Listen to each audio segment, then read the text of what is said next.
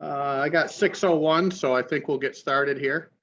I'd like to call this meeting to order pursuant Mass General Law, Chapter 30A, Section 20, hereby informing all attendees that a video and audio recording is being made of the meeting. First on the agenda is we've been doing a public comment.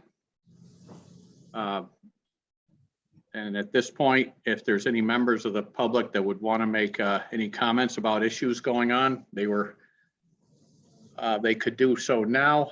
And during the meeting, I'd like to remind them if they do want to comment on what is on our agenda, board members and pertinent people to the subject have priority, and then we will get to them. I don't see anyone else up, so let's get right going and an update on Eagle Mill. Well, let me start. This is Jeff Cohen. John Rosinski and Eileen Pelletier are here.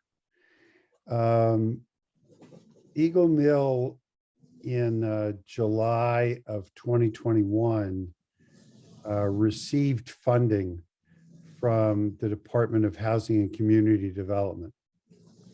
And at that juncture, as would have been appropriate, went out to bid for construction.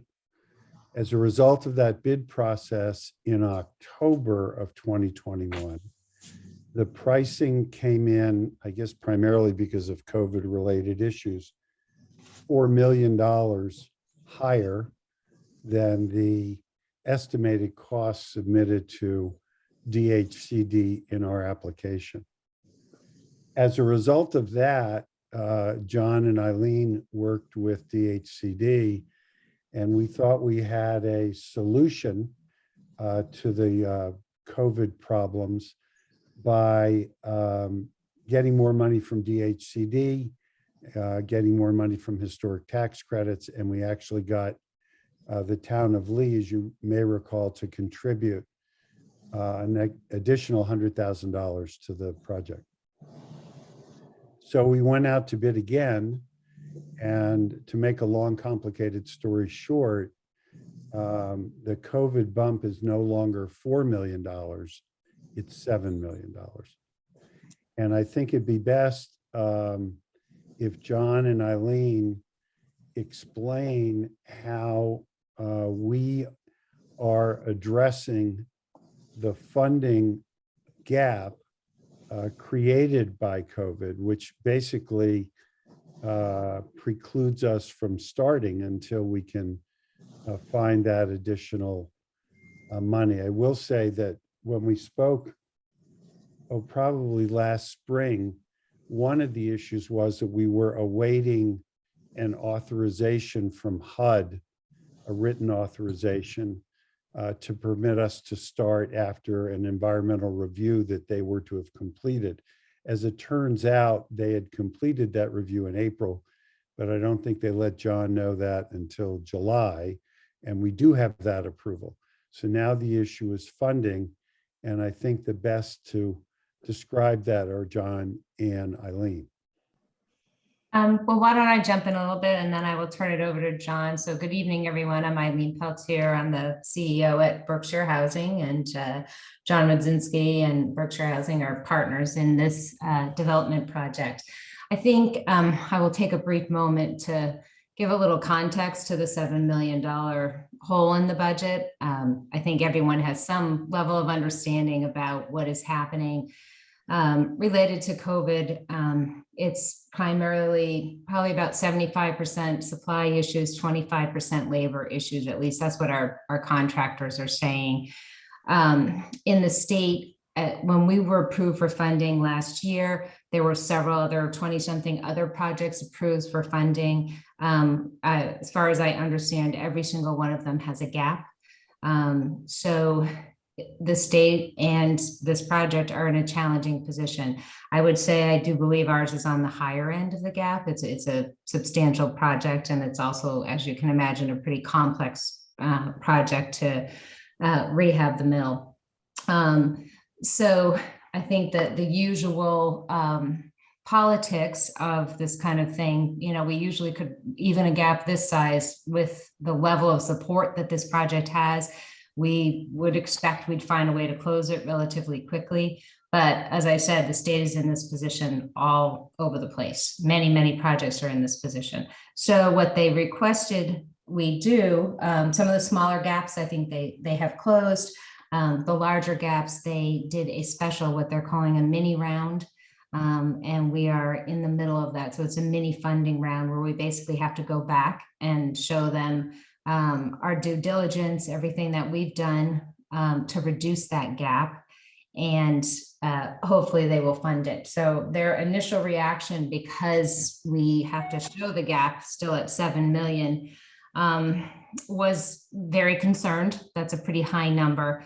But we do have some plans, and I will say, as much as 7 million sounds really disturbing, I actually believe at this point in time that we have a path forward. And if we are successful with this path forward, which I believe we can be, we should have that sort of together at some point during the fall, which would mean spring construction start, hopefully. So I'm going to let John kind of explain in whatever level of detail you want to explain. As you can imagine, there's a lot of different sources, a lot of work has gone into trying to access new sources of funding. And I'll hand it off to him and let him kind of overview the big ones. Thank you, Eileen. For those of, it's great to see all of you or most of you again. And for those of you who don't know, I'm John Rodzinski, principal of Reese Larkin Development, and my firm is partners with Berkshire Housing Development on the redevelopment of the phase 1 of Eagle Mill. And one thing I just want to clarify, I think everyone probably knows this, but just to be crystal clear, what we're talking about specifically is what we call the phase 1 residential project at Eagle Mill, which is 56 units in the main mill building, or if you're a historic buff, the two main mill buildings, the Eagle Mill and the Union Mill sides of the main building. And so that's when we're talking about these gaps, that's specifically what we're talking about. The funding that DHCD approved last year was for that project. It's the biggest phase, the biggest project. It's going to jumpstart the whole thing, but that's what we're talking about.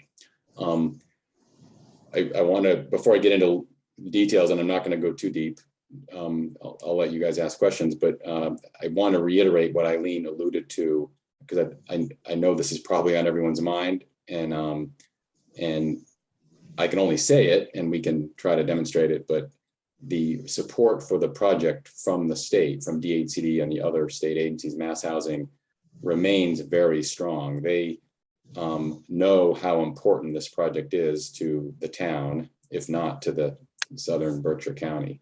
So this is the kind of thing that causes developers to get bad stomach aches, lose sleep at night, and all that stuff, which of course I'm sure to some degree we all are doing. But I keep reminding myself that I know that they are extremely supportive of the project. So the delay we've had here as we negotiate with them is not because they're skeptical of the project or the support out here for it or our ability to do it.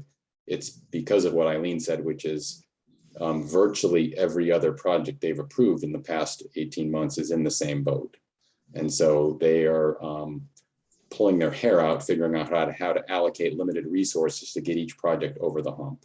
So I want to reiterate that, because that's the most important thing by far. If we did not have belief from the state, then it would be grim. The way this DHCD looks at this project and all the other ones, and this is very smart on their part, I believe. They have, let's say 25 projects that they've approved in the last year or year and a half that all have a gap. And most of them, if not all of them, are well-respected developers who've done business with DHCD before.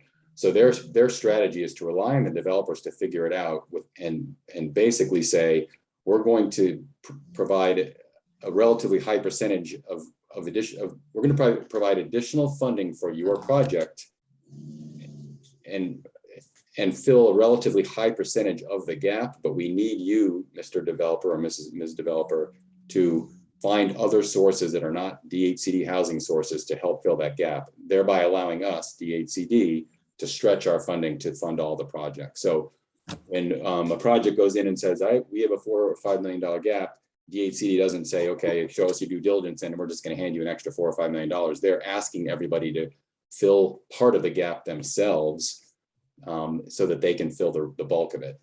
It's a good strategy. We've taken that at face value and we've worked really hard to do that. The most important source that we identified was last fall when we came before the town, excuse me, not you folks, but the town itself. And the town of Lee was generous enough to increase its financial commitment from $50,000 to $150,000. That may not sound like much in the context of a $30 million project, but it sends a very strong signal to DHCD of the local support. And so that was critical to kickstart us. We've already secured, since we applied to DHCD, more or less $1 million of extra state historic credits. That's huge. I mean, some of that we stumbled into because of the delay in the project, so we got to apply for more rounds. But we've been able to increase the amount that we're going to receive compared to what we thought when we applied 18 months ago. That was huge. But we're still working on a couple of additional sources that DHCD is aware of and is hoping that we can secure before they tell us finally that what number they're going to fill. And one of those sources happens to be Mass Housing, which is already involved in the project. We've asked them for additional money and they're reviewing that request. We're positive about it. The Mass Housing is well aware of the fact that the development in difficult times, such as the COVID times, development in Berkshire County can be more difficult than development anywhere else in the state, where rents are higher, but yet the construction costs are the same. So Mass Housing is reviewing a request for additional money. We have a request for environmental remediation money that's not in the housing world, substantial amount. And if that gets approved, then we'll be able to go back to DHCD with what we think will be a gap of more or less $4 million. And indications are that they would approve additional package of funding equal to that amount and fill the gap and allow us to go forward. Last thing I'll say real quick, and we can, of course, we can answer as many questions as you like. Timing wise, Eileen alluded to this. We are in the so-called mini round. There was a pre-application last month. There will be a full application in early September. It's what we do. We do applications to DHCD, so we're familiar with it. But the mini round is specifically for projects that have these gaps. So we're in that mini round. The mini round goes quicker than the regular funding rounds. If we can pull the packaging to get the financing package together, we would get approval in the fall, in the fourth quarter, 2022. And then we would start the closing process and then hope to start construction on the mill itself in the first quarter of 2023. That would be a realistic timeline, I think. I'll stop there, I think. And let me mention one or two other things. Sure. As John said, we have the $7 million gap, and by definition, the increase in the cost of construction of an historic property, approved as historic as the mills are, automatically at the federal level increases the amount of historic tax credits that we will be entitled to. So if we have a $7 million gap, that might result in another $1 million of federal historic tax credits, 20% of the qualified rehabilitation credit. That's a probability. I have met with Secretary Galvin, Secretary of State, who's responsible for the allocation of Massachusetts historic tax credits. In Massachusetts, even though you might qualify under federal standards for $7 million in tax credits, Massachusetts doesn't have to allocate that to you. Historically, they'll allocate maybe 10 to 14% of the 20% that you might qualify for. So frankly, Secretary Galvin has been extremely supportive. He's very aware of the project. And it wouldn't surprise me, we've received 2.5 million so far in Massachusetts historic credits, roughly 7 of federal, that we won't get a significant amount more over time from Massachusetts. So I think that's a funding source that's real, and we just have to quantify as we get closer to the decision of the mini round. Berkshire Regional Planning is very supportive, and John, I know, and Eileen are in touch with them about potential funding sources as well. The issue for the owners of the mill, myself, Mike Francis, Don Wells, Fred Taverna, prior to the sale of the property to John and Eileen, is to what degree we may take a personal financial risk and spend some money early before their closing, as we would like to do for abatement and demolition, so we can start to get the houses down.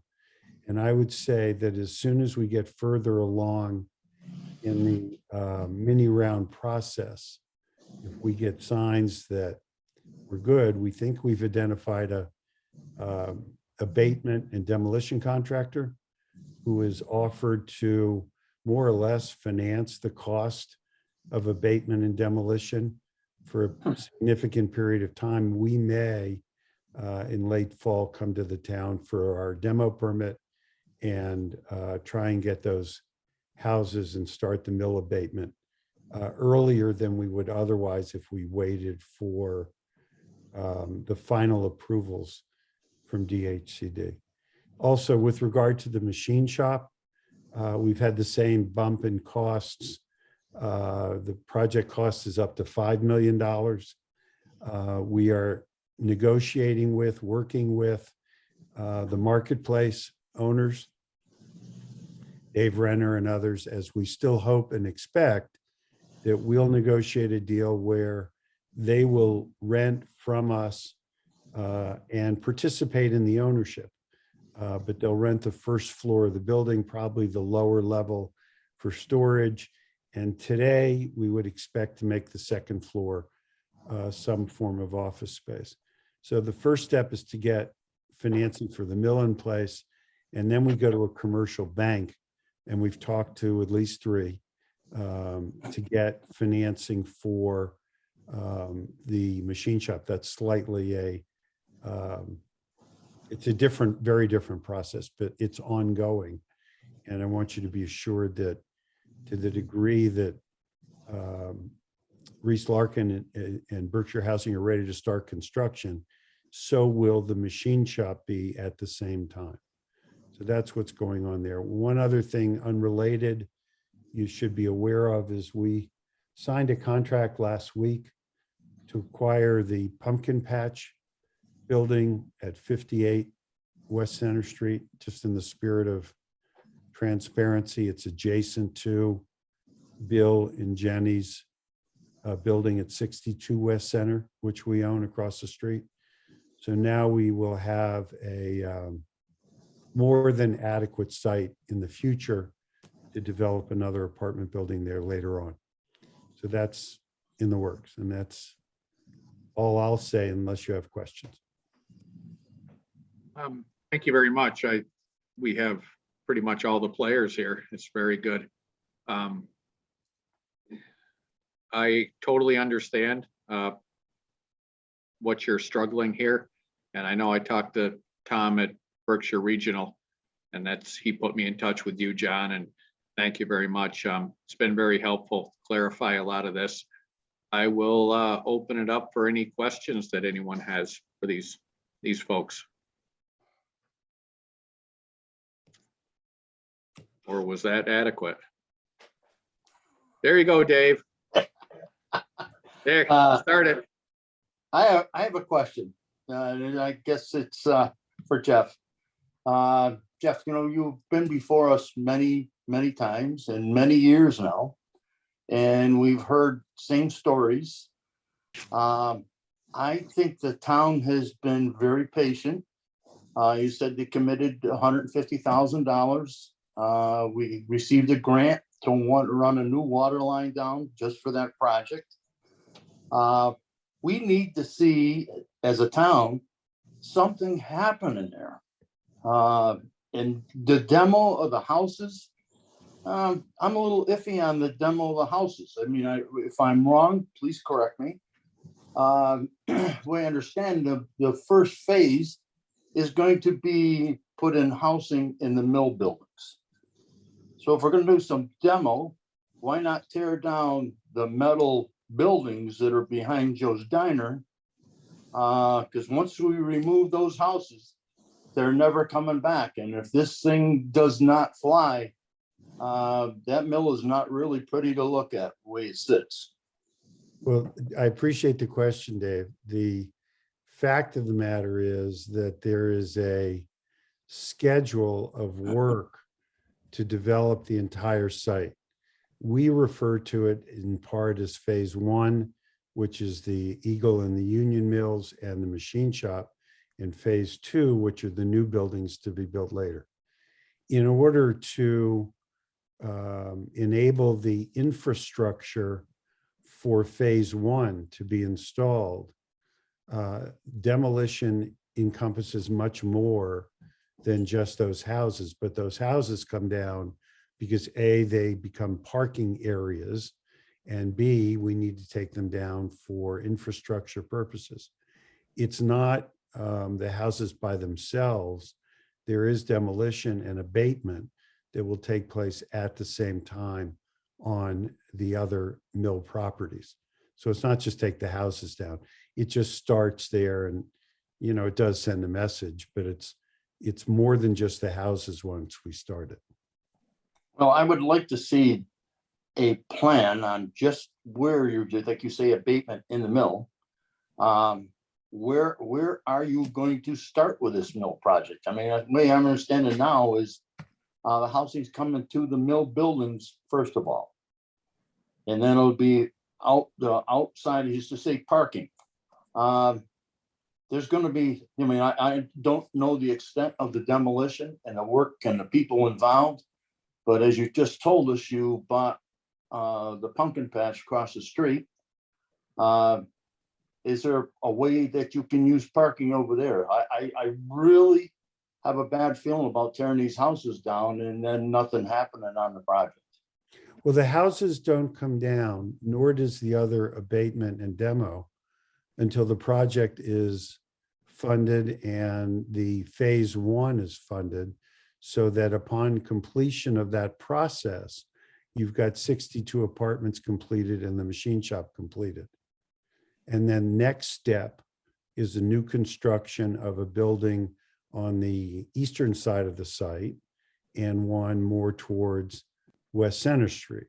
And those come as infrastructures put in for phase two, and phase one is complete. So it's a process. The houses come down right away with the other demo because it has to. Across the street, we have temporary parking capability. If we need it for workers or whatever, we're not going to start a building over there anytime soon. So we have plenty of places to park in the interim and to set up if we needed it across the street. But the point is, once the demo starts, it means phase one starts, and the purpose is to complete phase one, which is the mill buildings and the machine shop and the infrastructure related to it. All starts at the same time. Okay, well, as I say, I've had a lot of conversations with townspeople and they feel exactly the way I do. Well, I'm happy to arrange, if you would like to. John DeCraker, who works for DEW Construction, which is our general contractor and our project manager. Our office is in Lee. I'm happy to have John take anybody, but walk you through the site and explain the process if you'd like. I'd like that. No, just call me after and I'll set that up for you. Okay, thank you. All set, Dave? I am set. Okay, Peg, you're next. Okay, hi. Thanks for coming, everybody. I agree with mostly everything that's been said. But I'm an impatient person, so I guess I would love to see those houses come down. And again, I understand Dave's comments, very much so. Again, leaving and entering Lee, that's what people see, and it's a little disconcerting. But again, the project is going, that's wonderful. The other question I have is that in early September is the next round, is that correct? Am I correct on this? And correct me if I'm wrong. Like, will you know more in early September than you do now? Yes, Yes, okay, so in September then, someone would notify us what occurred, better or for worse? yeah, sure. Well, Hopefully it's better, but I'm just saying, like, you know, I would really like to know more specifics on that. Yes, So- and we can be in touch with the town manager, which we would be anyway, but we're certainly always willing to come, specifically with respect to the planning board, give an update anytime you want. And we, if the planning board wants to make a note to themselves to invite us in the September meeting, for example, we'd be happy to do that. Okay, thank you. And I say we'll know more because the HCD, they don't play games. The mini round is not meant to be punitive. It's meant to be a positive thing. And they don't want projects even going into the mini round unless they've already negotiated ahead of time. So we're going to be strong. We'll be heavily negotiating with them for 60 days leading up to that mini round. So we will have more information for that reason. Okay, now I hate to ask this, but I must. If that wasn't as positive as maybe you thought, was there another round before the end of the year in any of these things? I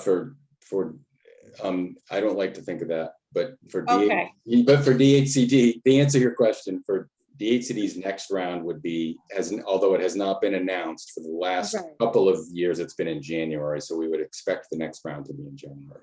Okay, all right, And Kate, yes, in August, there is scheduled to be the next allocation of Massachusetts historic tax credits. So we will theoretically in August receive more credits, which will be an indication of more to come. okay. And again, thank you for coming, and I am impatient, but I appreciate everything that's gone into it. And I know the people in Lee are really looking for some progress that they can see. So thanks again. Thank you, Peg. Next up, Kathy Hall. There she is. Okay, thank you. First of all, let me have my little face there, but to John, Eileen, and to Jeff especially, thank you so much. And I just would like to reiterate what I said at the last planning board meeting. We need to be patient. That pandemic has thrown such a curveball to everybody. I know that some people in Lee are really concerned about our visitors from the city, but from my perspective, these people are used to having signs all over the place and construction all over the place. So it isn't going to be a deterrent to our tourism at this point. We do need to be so patient. Of $7 million on top of, Jeff, was there already 60 million?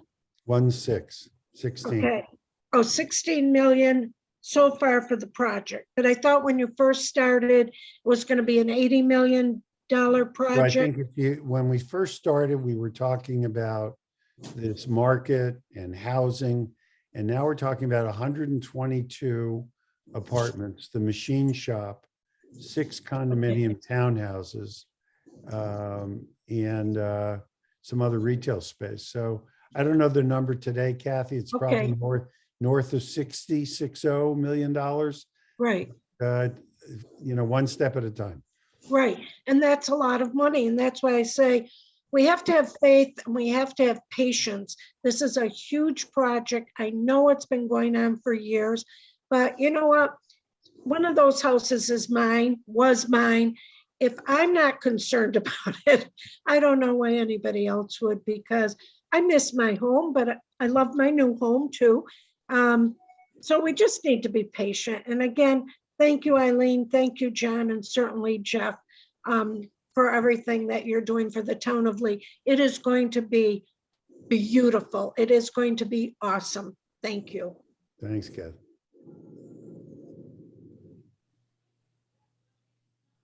What I did. All right, I'm muted and now I'm not. Matt, you're up next.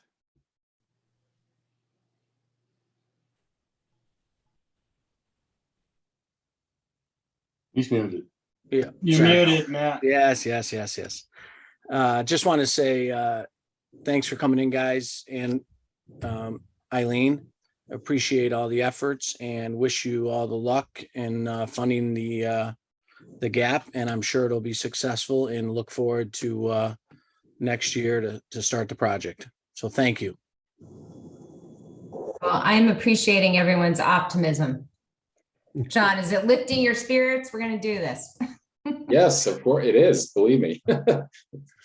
It's been a slog, but in the world of development, there are endless hurdles and you never really know how many more there are. And this one is presented maybe more than the average, but we'll get there. And like was said by Kathy and others, it's a great project. And I really feel I drive through town a lot, coming off the Mass Pike.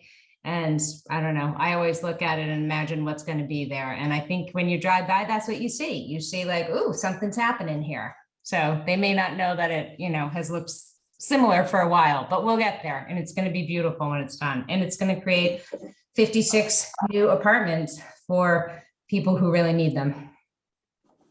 Let me just say one other thing, Buck.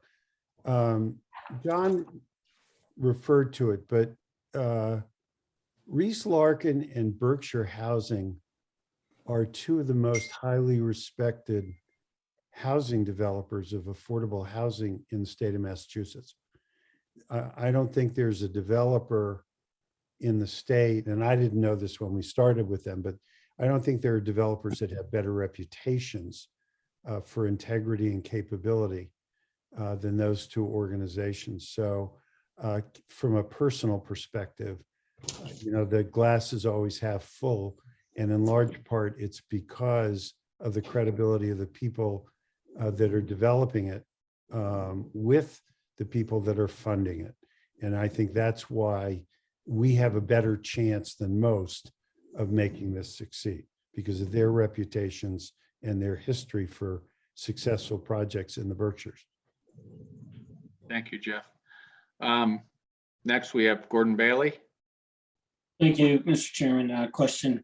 It was interesting to hear Mr. Cullen mention that perhaps if this funding goes through, there may be some private entities, including himself, who may put their own money in upfront to help get this thing moving along. Or that was my impression of what you said. Correct me if I didn't hear you correctly. And of course, nobody's going to do this without expectation of being reimbursed. So what if there was yet another entity that could put money into this project utilizing the same type of reimbursement? And I don't mean scheme in a bad way. I mean, a scenario, let's call it. What would that mean to the project, and what kind of money would have to be put out there for that kind of a scenario to move this forward? In other words, what's the mechanism for reimbursement and that kind of thing, just so we know. Thank you.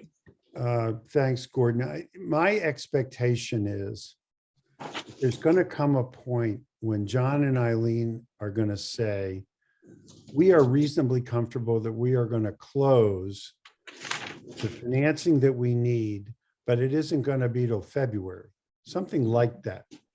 And there's going to be this time period between October and February when we're waiting. And my partners and I have talked about signing up with a demo contractor by that point, because it's volunteered. As far as I know the guy, just to fund the cost of the abatement and demo and wait until the DHCD closing to get paid. But if the worst case scenario happened and there was no DHCD closing, it would be our personal financial liability to pay him back. And that's the risk that I think we're probably going to be willing to take, but we won't know that until September-ish, October.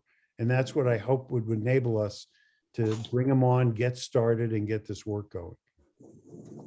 Okay, so it's just basically, once you're assured the money, you're just upfronting money and your reimbursement would come back through all the loans and credits and all that stuff anyway, That's as opposed to waiting until places are rented and getting money back over time or anything like that. correct. Yeah, Okay, not- no, I'm just trying to understand what you were talking about. Yeah, just waiting for a DHCD closing. All right, thank you.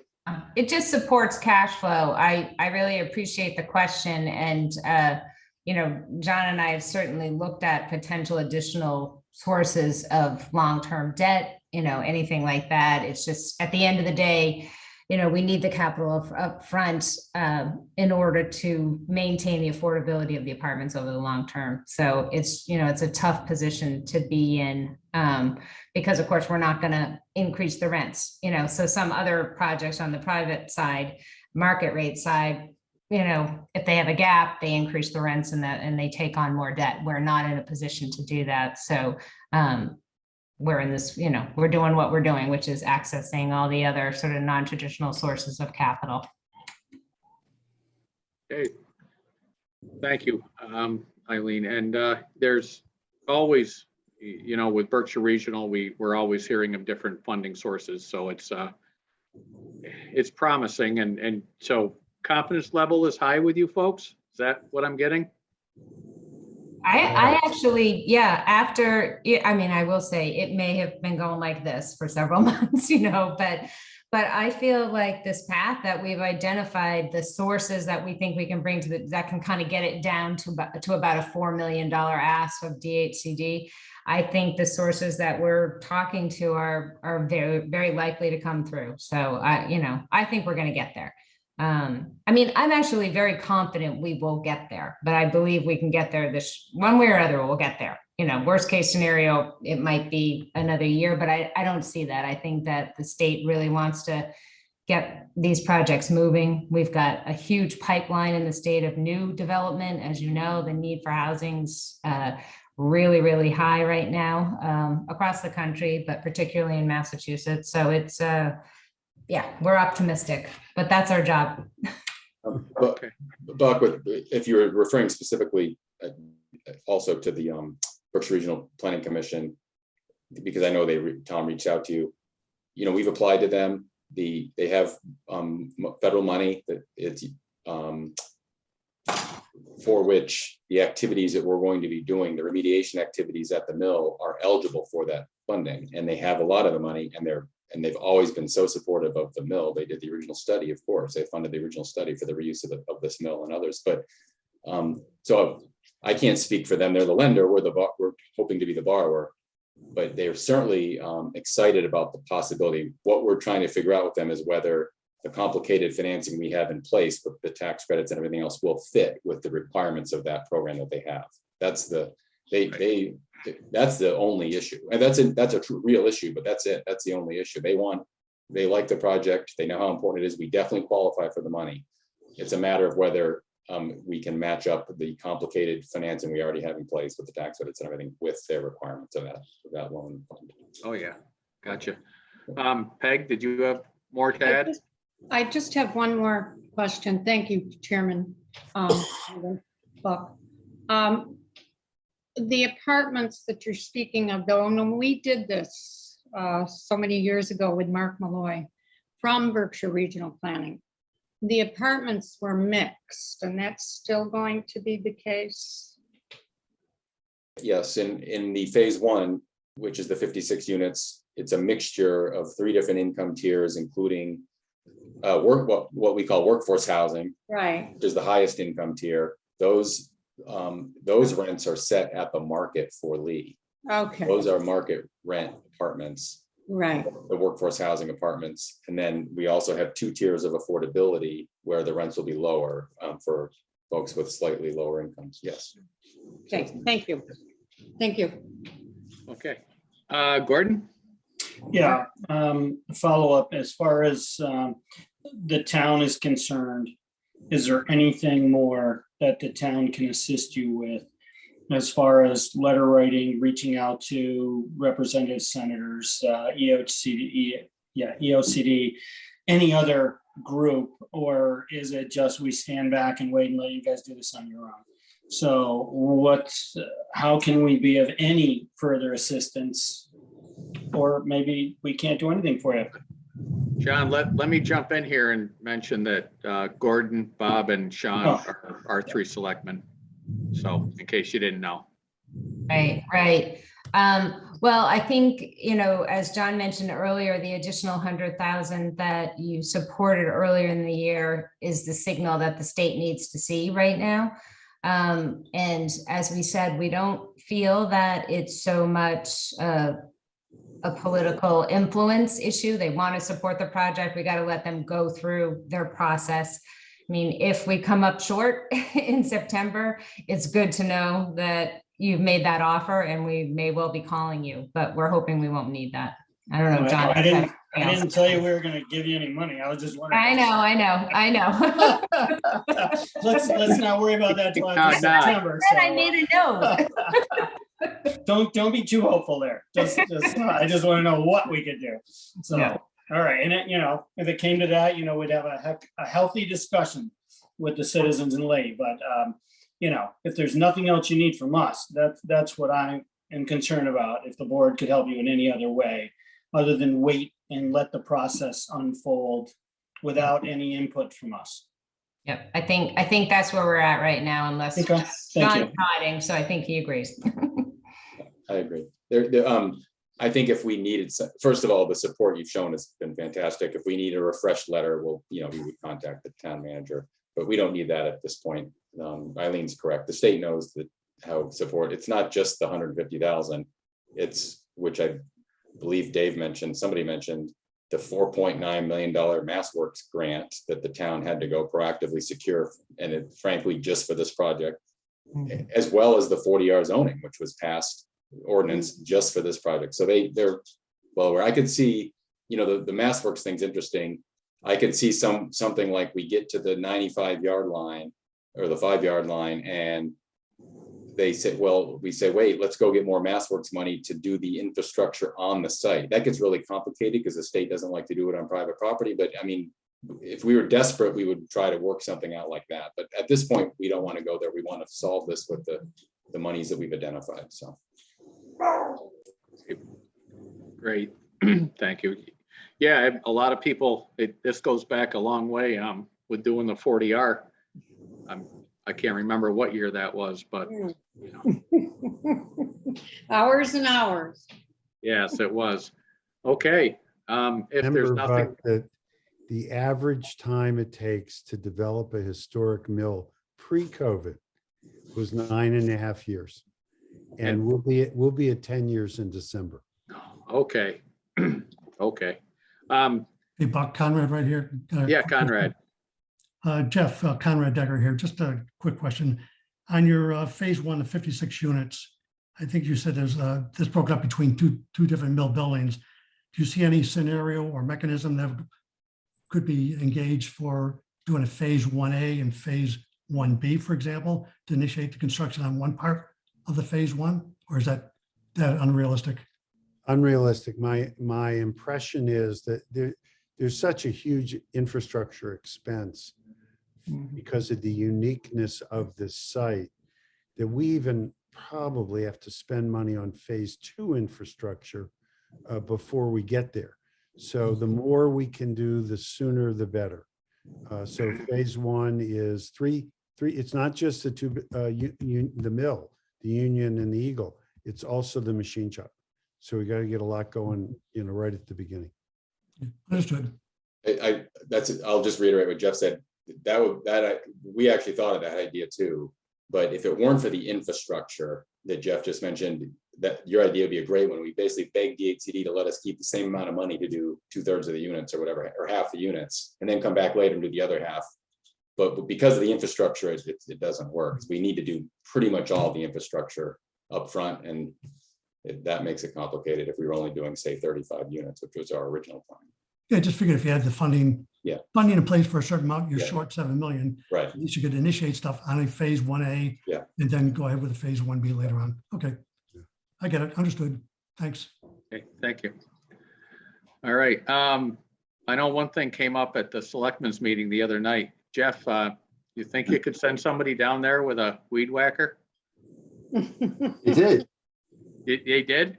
I haven't been Yeah. by. Okay, all I right. went by, fabulous. I went Your by best today and friend. we whacked around the houses. Your Great. best friend, Bill and Jenny, after promising for days, started that process yesterday and should have been finished today.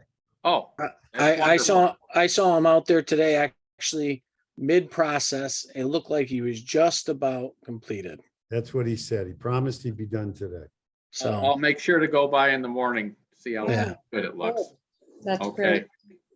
All right. Thank you all. We appreciate you coming in, and we'll be, September, we'll have all our fingers crossed and positive thoughts for you. We'll get there someday. Thank you. Thank you. Thank you all. Good thank night. you. Good night. Thank you. Okay. Now moving on, discussion of our master plan.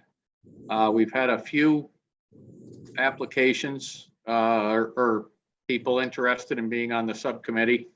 But where are we with that, Beth? What do you think? How many do we really have? 5, 5. Okay. but I did find out today that an invitation had not been sent to a couple of boards that we wanted them sent to. So I sent the school committee, Oh, yeah. So there's a Great. few more invitations gone out. And I Okay. believe there might be some more in Cindy's office that I need to get my hands on. all right. All right. Because we, Tom asked, excuse me, Tom asked me about where we were on that the other day, and we got to get this off the ground. I know it's summertime, a lot of vacations going on, but we should really, if we ended up with a 8-9 person committee, I think that would be fine. We topped it at 11, so. Dave? Yeah, I asked a question when we first started discussing this. Are we going to rewrite a whole new plan? Or are we gonna upgrade using information from the old one to bring it up to date? Well, just how are we gonna approach this? Not sure. I think once we get the delegation formed, they're going to sit down with Berkshire Regional Planning, and they'll lay out a template for us if they want to use, if they think our old one has enough structure in it that's still pertinent, they'll probably go with that and update. But we were, in 2000, we were still a vital paper making mill town. And Well, we're that part definitely has to go on. Yeah, I'm that's not different saying that now. It's not, we're not gonna take it verbatim, but No. there's a lot of good points that still exist in the plan. And there's no sense of doing a whole bunch of homework if we don't have to. No sense of reinventing the wheel, for sure. I would think it would be foolish not to Yeah. at least take the good parts out of the existing plan and incorporate them in the new plan, and I'm sure that'll happen. I know one thing, and I don't know how to hit the nail on the head, but 4th of July weekend, if you went through Lenox, Great Barrington, their streets were very alive. There was people everywhere, a lot going on. And then you go through Lee, and we were not so much. We had a little pocket down, around the park, 51 Park Street, Starving Artists. We had a little pocket there, but for the most part, it was pretty slow in the evening. So I don't know how you change that.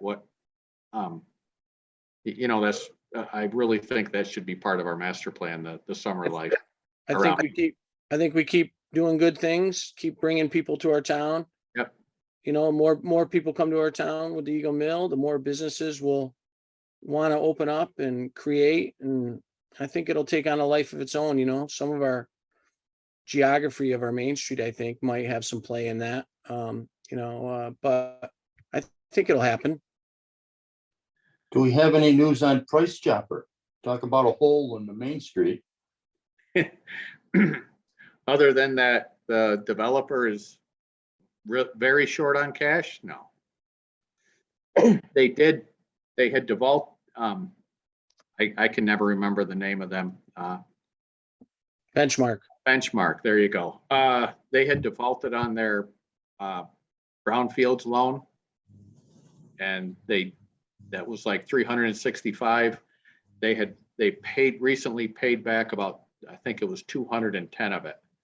But so they got a little bit, but they're out of money and they sold their last unit. So I don't know what's going to happen. I know Mohammed Zabian has a lawsuit with them. So that's been a standstill. I wish they would release it so that it could go back on the market and maybe somebody else could pick it up. But with that lawsuit hanging there, that could be difficult. I think he's claiming adverse possession with the parking lot. So. Yeah. Okay. Okay. Yep.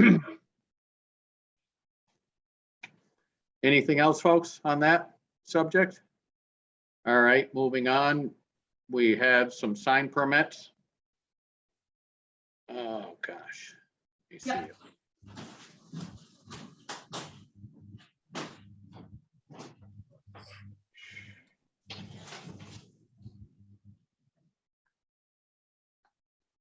Where's Peter when you need him?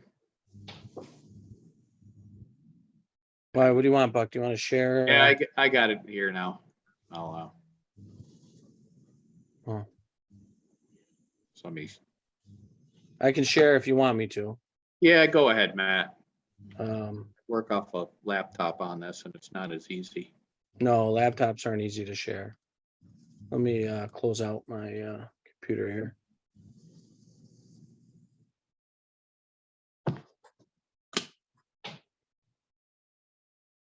Let's see. Well, he's getting that up. I believe it's the canopy at the old Grampy's, Sitco. Does that Yeah. sound right? Yes. Let's see here. Here's the first one. Yeah. Yeah, canopy. Let me get this maximized here. Can everybody see this? Want me to zoom in a little more for Yeah, that'd be helpful, man. all the older people? I'm sorry, I couldn't help it. I just Keep it up, Matt. You'll be there. I'll be there. I know. Your day's coming. I know. You're lucky so far. What do you can't be far behind me. Believe me, it's there in other ways. Uh-huh. All right. Is that too big or? Get in there. Back it down. Oh, shoot. Oh, you lost it. There we go. All right. So tell me when you want me to move it down. So what do we got here? A canopy sign, but then they got the wall sign checked off. Yeah, they do. But I'm not seeing the wall sign. All right, I'm going to scroll down. Tell me if you are okay with that. Yeah. All right, let me see if I can. Does anybody see a wall sign there? I think you're figuring the canopy is actually a wall sign by definition. Yeah. But it's just a graphic on it, right? Actually, a wall sign is not a canopy sign. They're two distinctly different issues in the bylaw. They each have definitions, and if They you read do. the definition for a wall sign, it does not include a canopy sign. Correct. Okay, let me turn this one here. Let me get them all checked. they need to adjust their application somewhat. I think so. I don't believe they need a sign permit for the canopy, do they? It's one of the things you get a permit for. Sign permit? Yeah. Or regular? No, a canopy, yeah, if it's canopy sign and they're gonna have signage. But there's On no the canopy. signage on it. There's no There's letters. no words on it. Well, No words. yeah, but if you look at the definition of a sign, it includes like a colored logo or something. Now, if it's not that, then they wouldn't need it. If it's not recognizable as a national logo, then they can just get a permit from the building department to Yeah. change the canopy signage or the canopy sidewalls. They wouldn't be considered a sign. Well, I'm going into the sign just to confirm. So Buck, you're probably faster, but Well, Buck, I think when you read the application, first of all, it doesn't have a description of what the work is. And then when you look at the exhibit, it shows the graphics. It looks like the ACM panel has already been installed. Looks like they're going to apply a vinyl graphic. The plan actually says there's a silver downlight section and then a downlight section joiner area. So not really sure if it's lighter or not. That's one issue. The second issue is when you look at the plan at the bottom, it says revised to have a 42-inch tri-mark. And in Citgo, a tri-mark is actually a sign. That is their sign. That's a triangular logo that they have. Sometimes they're illuminated, sometimes they're not. So this exhibit shows the graphic with just vinyl, the vinyl striping, but it says on the bottom of the note there, it says revised to have a 42-inch tri-mark, which is actually a sign. But it's not showing it on the exhibit, but it says it in text. Right. So it's kind of confusing. Are they going to Very put a sign up or not? I think an RFI is, or more information is requested on this for sure. Why don't you just invite them to come in, tell them they have to come in and explain Yeah. because it's not detailed properly. Yep. I agree. That's really should be done. Because if they're gonna sneak in, if they don't have designated what their triangle symbol is gonna be, we need to know that exact measurement. all right. Moving on to the next So, one here. Beth, we need a motion on that, you think, or just have Beth get in touch with them? However you want to do it. Yeah. I'm fine either way. Beth, if you could get in touch with them, tell them we need more information, possibly come in, talk to us. No, Mr. Chairman, Yep. I hate to tell you this, but motions are always good because then you have a starting date for appeals. If you just ask them to come in. God, he's so legal. This guy's Well, you know something what? else. You gotta He's think of right. it because that's what Let's go. happens. You need a right of appeal timeframe, and it would start by the request Okay. sent out to them by a vote of the board. Just a Okay. thought. No, you're right. Yeah. Let's not get too far ahead of ourselves. So right now I'll entertain a motion to request more information and their presence for this sign permit. I'll make that motion. So moved. Is there a second? I'll second. Second by Matt. Roll call vote. Peg, unmute and tell us. You there? She's not there. Anyway, Dave, Aye. Matt, Aye. Buck Donovan, aye. Beth, you can put that in.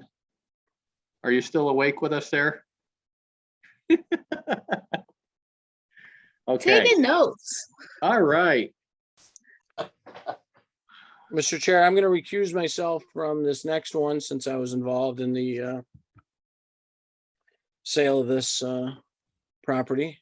Okay, I know it's only a sign, but I should recuse. let me see. And they're applying for, this is garden management.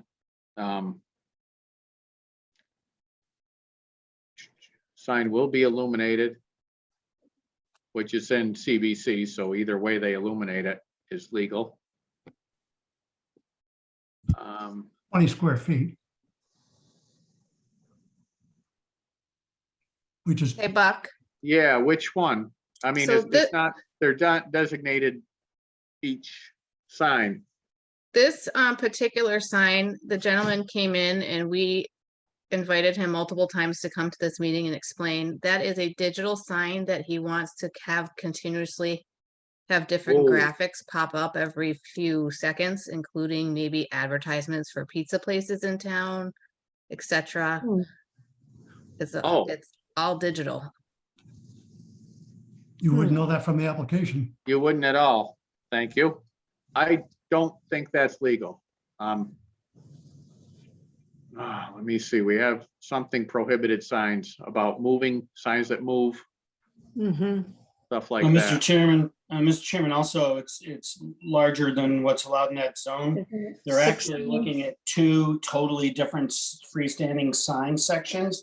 Usually you have a freestanding sign for your business and then you're allowed to have 6 square feet under it Correct. as, telling them you can, charge on MasterCard or they have a pool or whatever. But this actually is totally outside the realm of what's currently available. Something you may want to look at, but the board may want to look at, but I don't see there's any way that this would be allowed under the bylaw. Not at all. Okay. So we can't allow it. Seems that way. I think we also have to cite the sections, Oh, so, okay. That's the hard part. yeah, it is. Can cite the let's fact see. they're allowed one freestanding sign up to a certain number of feet. And this appears to show 2 freestanding signs and Yep. deny it based on that and let them appeal it or let them change their application. And also That's tell me if Mm-hmm. this one, 74 C 2, would that be a flashing sign? Reflective elements, sparkle, It sounds it. you know? Yeah. I would put it under that category also. And the side, I don't even see how high that sign is for a real size, but it looks too large. Well, is he looking for the Pilgrim Village or the Pilgrim sign, or is he only looking for the one underneath it that keeps changing? I can't even Yeah. tell by the way they've applied this. I think they also should come in and tell you what they're thinking. So I'll entertain a motion right now that the area of these as depicted appears to be too large. If they want to resubmit and come in and see us, they may. So you'd have to deny the permit the way it's written. Deny the permit as presented, yes. Okay, I'll make that motion. That moved. Okay, I'll second it. Second it. Roll call, Peg, I'm voting for the motion that was to presented. deny the sign. I'm denying the sign. Yes. Yes. Okay. Dave, Aye. Matt, Oh, he muted, recused. Matt. He recused himself. He recused. Oh, himself. that's right. He recused himself. Sorry. And Buck Donovan, aye. Gotcha. Okay. Next up.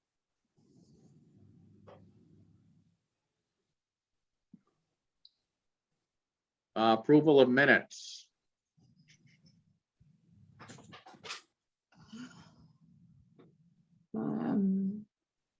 I'll make a motion that we approve the minutes of, is it June 27th, 2022? Yes. As written. Buck, before we go any further, I talked to Beth today. Yep. When the architect, surveyor came in, he said that there was water and sewer on that street. And then I asked him, and he corrected it, said, no, it was only water. And I think she was gonna put a note in the minutes saying that it was only water, no sewer, just to correct. Which one is this on? This is a Form A for Crawford. Yep, for Woodland Hills, 98 Woodland. Yep. Right?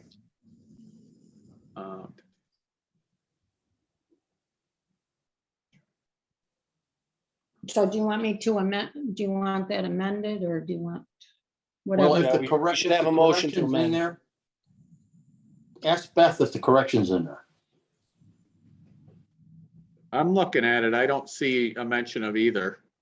Well, it's fixed on my set now, but it's not fixed in the packet because we just talked about it today. Okay. Okay. All Yeah, right. water and sewer is mentioned in there, Oh, so it is. All right, I'm it's missing mentioned it. in our packet, yes.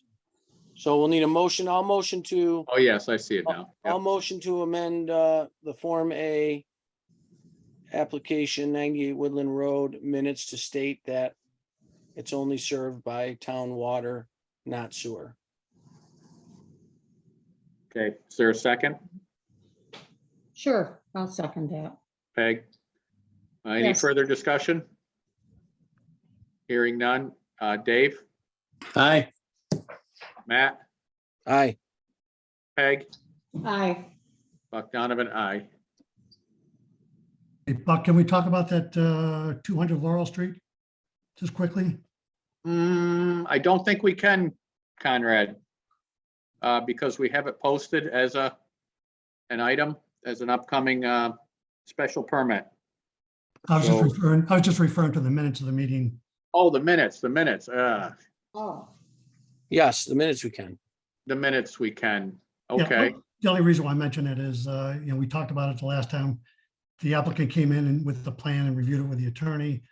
I believe everybody agreed that the planning board special permit was appropriate in accordance with the, I think it's section 6.1B and subparagraphs 1 and 2 regarding non-conforming uses and structures. I think we agreed that Peter suggested that the selectmen special permit would also be required because it was under multiple dwelling development. mm-hmm, And as the discussion went on, I think it was felt that they could have the public hearing with the planning board and the board of selectmen at the same time, run the two applications for special permit concurrently. When you look at the ordinance, it says under 9.2HB that the selectmen would act on the application for a special permit unless and until the planning board and Concom has reviewed the site plan and submitted its report with recommendations to the selectmen, and any plans would be changed. So I'm kind of wondering, can we have a concurrent hearing when the planning board and Concom have not made recommendations to the board of selectmen yet? I believe the whole thing would happen all in concurrence. And what if the All at the planning same board time. what if the planning board had revisions to the plan, and now you're asking the selectmen to act on a plan that has not been revised? It's just Mr. an Chairman? observation. Well, Mr. you know Chairman? what, since I believe the meeting for the special permit, Conrad, is going to be the 26th. Yeah. I think it would be the 25th, we're going to have our standard meeting, and we could do site plan then. Mhm. Approval Okay. of site Yeah. plan. And that would be out of the way. We're not officially doing a, It would be recommendations. um, No, there'd be special. no, we're approving the special permit under I thought, ours. What's Right. Conrad is citing the 9.2 part of it. Yep, We still have, so we're not doing a conjunction meeting anyways. We're just doing our own special permit, aren't we? no, Did No, we we're set it gonna- up for both? we did. So then, yeah, we'd have to either do it on Monday, the 25th with the select board. Or, No, we'll Or do we- site plan on our own. Right. okay, but when are we We doing would- site plan? When would we do site plan? The 25th.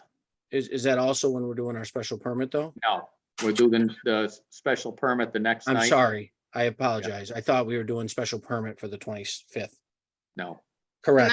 Can I just speak on Yeah. that for a second? Because there's been a little bit of an issue. I spoke with, actually, I think Gordon was in the room and Cindy to talk about doing the combined. So we'll definitely have our site plan on the 25th. I asked when their next meeting was, and she said the 26th, which sent me into panic, which Buck, I did call you because I had to get it Mhm. posted in the newspaper. And then Chris Britton was like, no, they don't meet till August 2nd. So the combined hearing will be on August 2nd, posted in the paper 2 consecutive weeks by me. I'm going to do it for the select board and us, but we have our site plan on the 25th of July, which is our next meeting. okay, that's better. that even, Can I- yeah, that's even better. Can I ask, the goal with having a combined special permit was to save the applicant their application fee. Correct? That was one. And convenience, I believe. And convenience. Yeah. Are we saving them the application fee? It doesn't appear if you got to do another posting. Do they still only have to file one special permit application? Beth, Legally, you have to be two separate applications. I think it's 2 separate applications, but it's gonna be a combined posting, so it's oh, not good, gonna okay, cover any more funds. good, okay. No, that's good. I mean, that's what we wanted to do. They also agreed to have it at 6 o'clock on their next meeting, so we can have that first before they go into the actual select board meeting. Yeah, because this will take a little bit of time. Oh, good. Well, this will be an experience. It will be. Now, Buck, a couple other things, if you don't mind. I Go ahead. hate to mess things up here, but there's two other issues here. Under section 9.2K1, it suggests that you have to comply with the dimensional requirements for multiple dwellings. This property is in an R20 zone. The max number of dwelling units is 4 units per acre. This parcel is only 2.2 acres. So technically you only allowed 8 units would be allowed on this 2.2 acre piece. And they're asking for 16 units on 2 acres. The other issue is under 9.2K2, it suggests that no more than 12 dwelling units can be provided for in any one building. They're asking for 16 units in one building. So I guess the question now is that something that requires a waiver or conditional or conditions waived in a special permit for the selectmen, not the planning board, but the selectmen, because they're the special permit granting authority on multiple dwellings? Or does it mean they have to go to the zoning board of appeals because dimensionally they're looking for more units per acre in an R20 zone? You have other zones in town, if I understand this right, that there's no requirements, like in the mill and Yeah, other the places. A-Rod, you could get around it, correct. Right, but this is an R20 zone, so that It is. on your table of Yep. Yeah, potential requirements, Yeah. that kind of Good. screws things up there. very good observation. We saw that right away, and I think their argument is going to be pre-existing non-conforming. Right. But that might get changed in their special permit to reduce the units. Oh, you're increasing units per acre. Because basically what you're Yes. looking for is 8 units per acre, because you only got 2.2 acres. And now you're looking for 16. 12 units are allowed. You're asking for 16 in the building. Right. And, I think we all agree it's a good adaptive reuse of an older hotel building. And it just, what you try to do is when you run these things through the special permits, you want to make sure they're appellate proof. And if this isn't addressed in some fashion, then you might have an appellate problem here. I think that's up to them when their special permit gets possibly rejected because of that. I don't see how I don't know. That's select board to figure out. Or should we let them know about it now and then let them come back to you? It did come up on their submission. It was mentioned. Oh, they mentioned it? Yeah, Mentioned. we mentioned it, and Did we? they're aware of it, and that's when I remember them saying they're gonna try pre-existing non-conforming argument. Well, no, that's as to use and that's as to property. Yeah, I know. That's not as to the zoning code bulk regulation. I know. I don't think it's a good argument. So I Mr. mean, Chairman, I guess Yes, what I'm go ahead. wondering, I guess what I'm wondering is, should the applicant's attorney be letting us know how they're defending not going that path? Or do we need, in the lead, you have a zoning enforcement officer, right? Isn't that the building Yeah. inspector? Building inspector, yep. Usually the zoning enforcement officer makes an opinion on what he believes it is. And if you disagree with his opinion, then it triggers to the ZBA That's or under special permit. I mean, right. there's a couple That's different after, avenues. that's after it's already out there. I mean, Yeah. this is granting the permit. Mhm. We're the granting authorities. So this is way prior to the enforcement officer. We've got to hash it all out at the public Yeah, hearing. basically. It'll all get hashed out. Gordon, you got something to add to this? Yes, sir. I had my hand up, but you can't see because I can. the screen's blank. Anyway, yeah, the issue is, it's a unique situation. It is not a brand new proposal.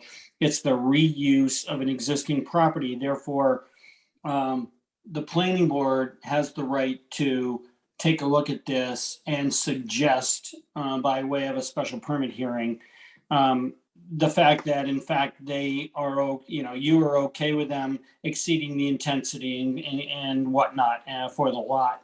Because 48 chapter section 6 deals with pre-existing non-conforming, and it gives the planning board the right to consider whether something can be more non-conforming but not detrimental to the neighborhood.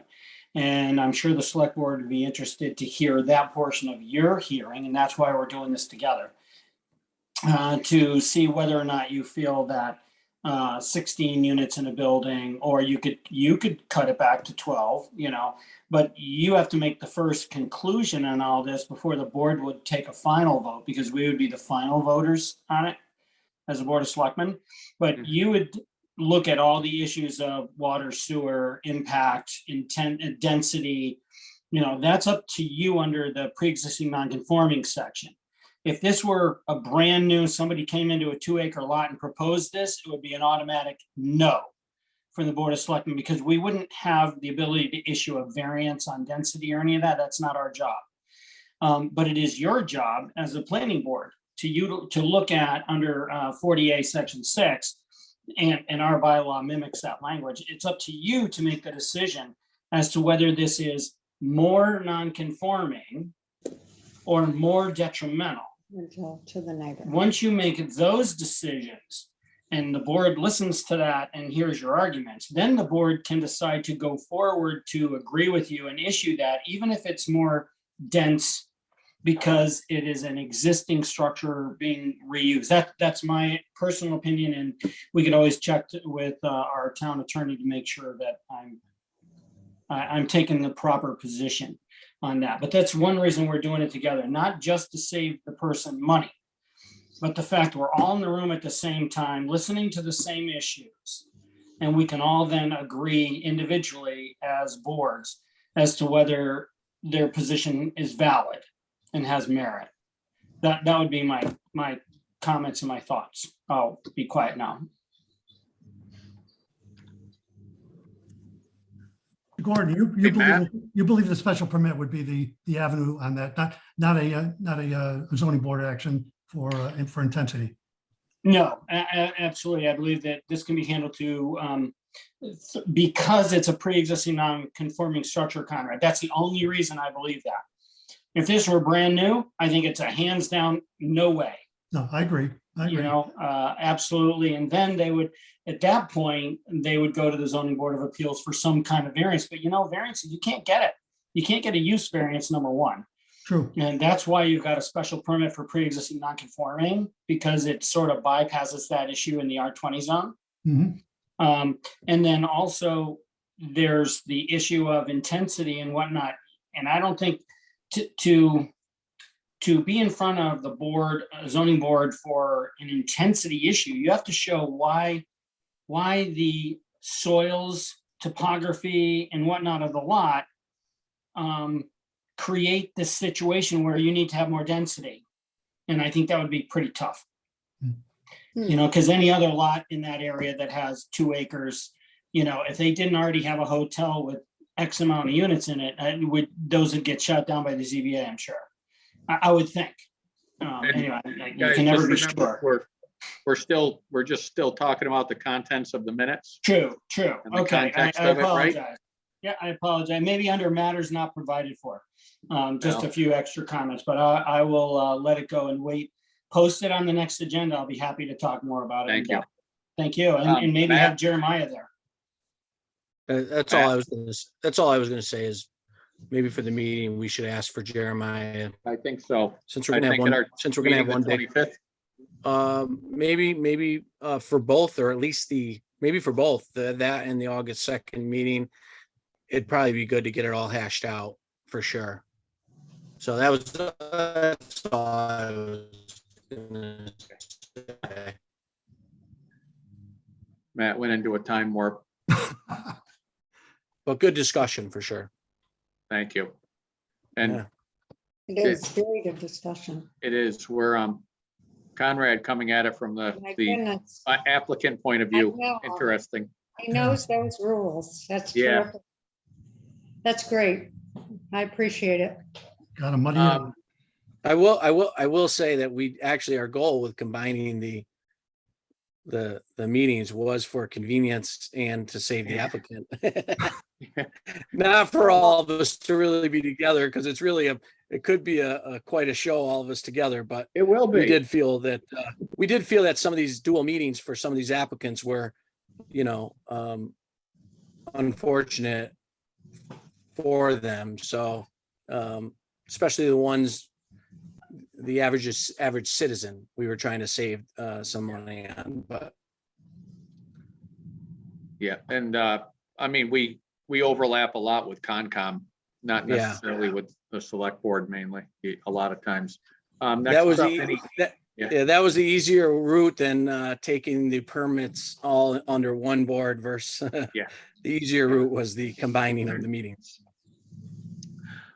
Any topic that the chair could not reasonably anticipate? We have a couple issues. Got a letter from Sherm, and he feels that just one alternate is adequate, so he is withdrawing his application for alternate. So we'll forward Conrad's on to the select board to appoint. That's too bad. I like the idea that we were going to have Yeah, multiple heads on this, but hey, that's okay. I did too. And shoot, there was something else. Oh, sorry. That train of thought just went off the track. I got you. I'm sorry. Yeah, thanks. No. Let's see, there's that. No, we're that was We got about it. From Beth about the, that we can still continue on Zoom for a while, we think. Only hybrid.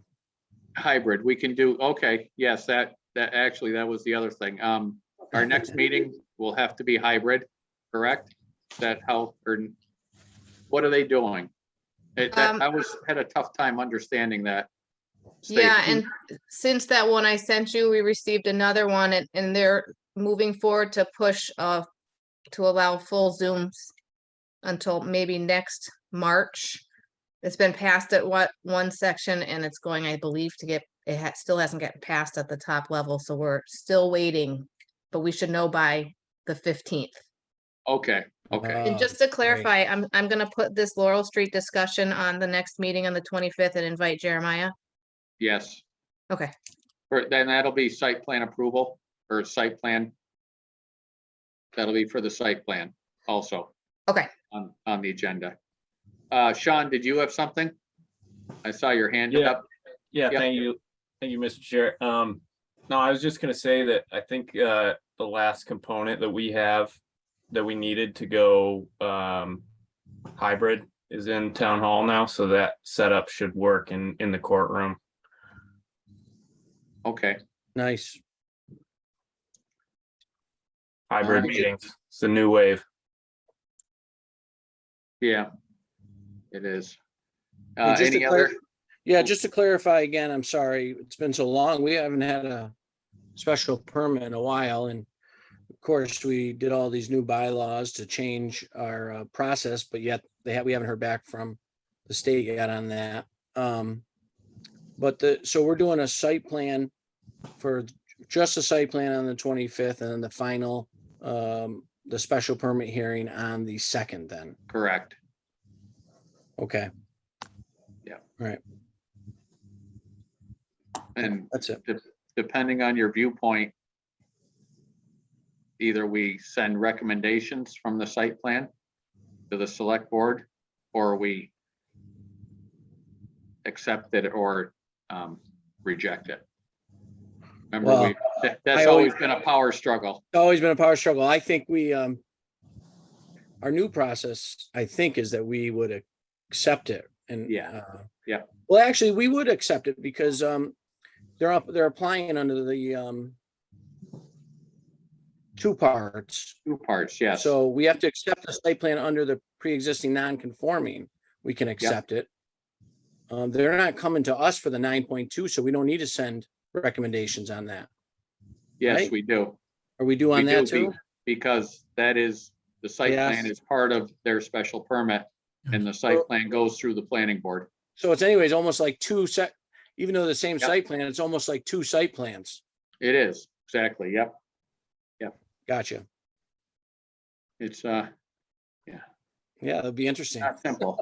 And you have to really ignore our new bylaws that were written. We have Right. to remember we're going by what is current, what is in there right now. Because our Right. new ones would change this process a little bit. A little bit.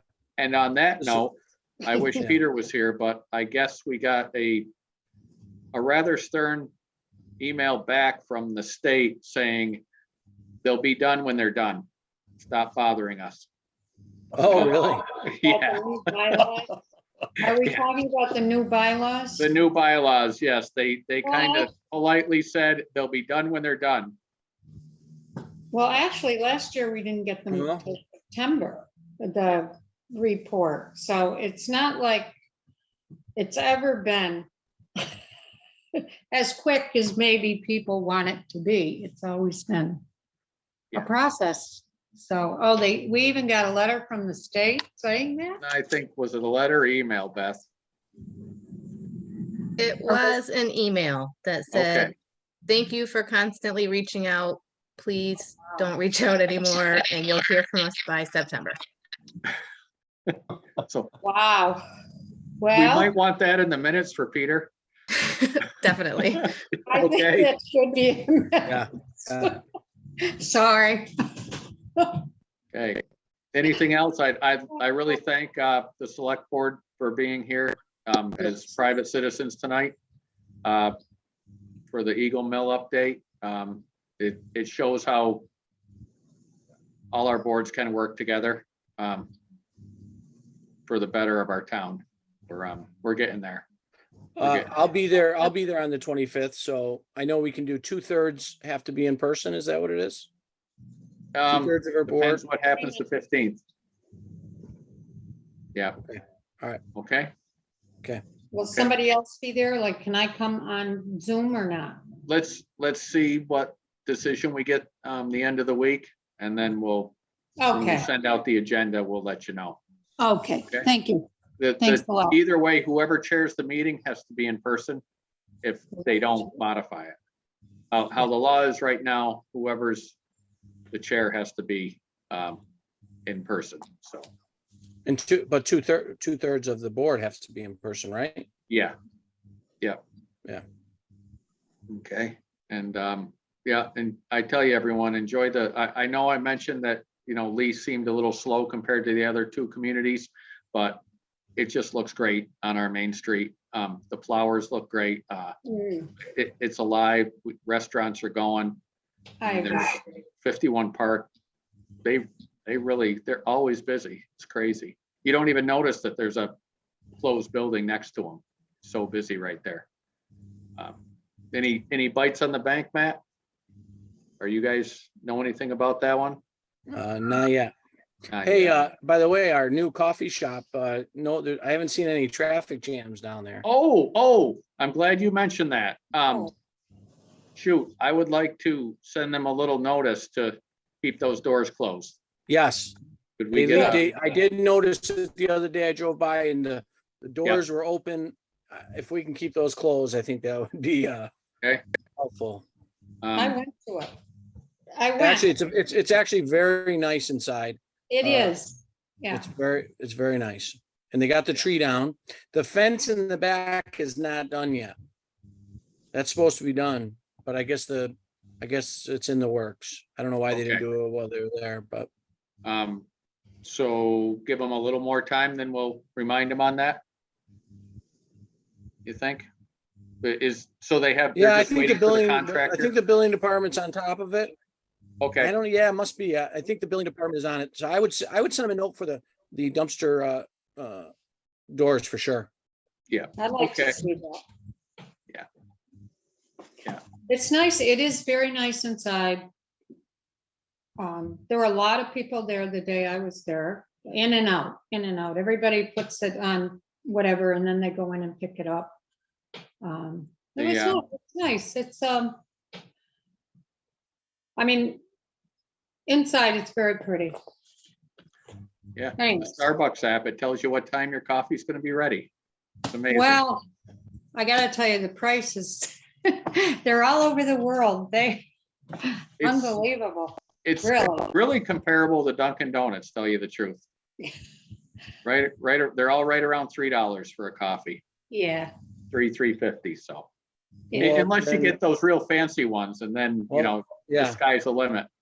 that's not what's saying on my receipts when they come home. My Well, wife, geez, Matt. my wife really You know- likes, we have to have a family meeting every 2 weeks on Starbucks. I get the Americano, which is 3 shots of espresso, and it's $3.65. I'm good. Oh, that's good. High test, yeah. Not putting any of this in the minutes. No. No, that's okay. All right, folks, one more motion? Motion to adjourn. Adjourn. Thank you. About time, I know. Thank you, everyone. Thank you. Thank So you. moved. See you next time. Hey,